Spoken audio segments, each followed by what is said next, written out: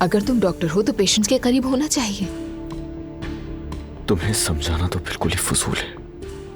Azlan, ये मेरे काम का हिस्सा है, ये मेरा प्रोफेशन है। बात सुनो मेरी, जानती हो ना तुम्हारे इस प्रोफेशन की कितनी कदर है, और मुझे तुम्हारे काम करने पर भी कोई एतराज नहीं है, मगर इस बात का ख्याल रखो कि तुम माँ बनने वाली हो।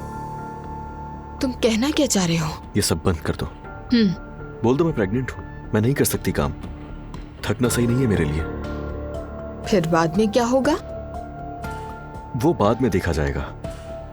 समझ गई, तुम मुझे टलखाने की कोशिश कर रहे हो। बच्चे पैदा होने के बाद कहोगे बच्चे छोटे हैं, घर पर रहो।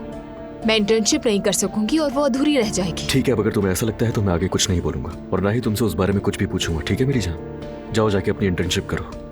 और मुझे ऐसा क्यों लग रहा है कि तुम ये इजाजत मुझे दिल से नहीं दे रहे हो? खत्म कर दो इस टॉपिक को, मैंने कहा ना, बात करने का कोई फायदा नहीं, जितनी बात करो उतनी सब बिगड़ता है। तुम्हें जो अच्छा लगे वो करो तुम। ठीक है, चलती हूँ मैं।